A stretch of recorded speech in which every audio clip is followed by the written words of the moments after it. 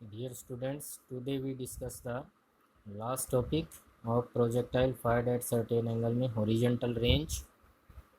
It is the maximum distance along x-axis between point of projection and the point on the ground where projectile returns back.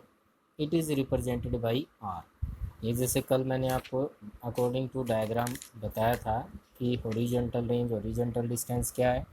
ये point जहाँ से हमने projectile को fire किया और उसके बाद जहाँ पर ये वापस ग्राउंड पर आता है, तो प्रोजेक्शन पॉइंट से और रिटर्न पॉइंट तक का जो डिस्टेंस है अलोंग एक्स एक्सिस उसको हॉरिजॉन्टल रेंज कहते हैं और उसको आर से रिप्रेजेंट करते हैं। तो this distance is horizontal range.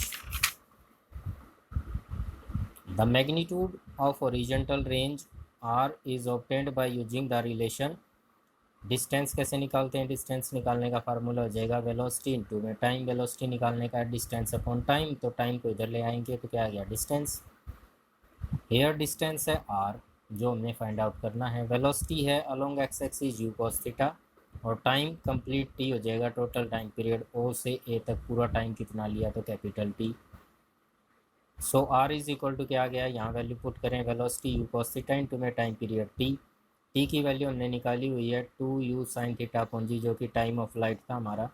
T की वैल्यू को पुट किया तो ये बन गया आपका u into u square into में 2 sine theta cos theta by g. 2 sine theta cos theta mathematics में आप पढ़ेंगे होता है साइन 2 थीटा।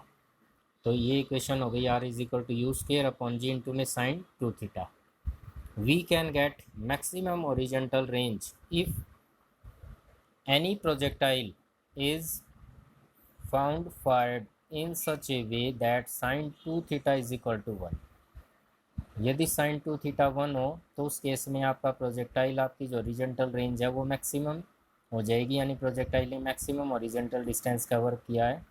तो उसके लिए 2 थीटा 90 और थीटा 45 डिग्री। इसका अर्थ है जब आप किसी प्रोजेक्टाइल को 45 डिग्री एंगल से फायर करते हैं तो वो ओरिजेंटल डायरेक्शन में मैक्सिमम डिस्टेंस ट्रेवल करेगा। इसीलिए जब जेवलिन को थ्रो करते हैं तो एक विशेष एंगल का ध्यान रखा जाता है कि 45 डिग्री से जब जेवलिन को थ्रो किया जाए तो मैक्सिमम डिस्टेंस कवर करती है अलोंग एक्स एक्सिस।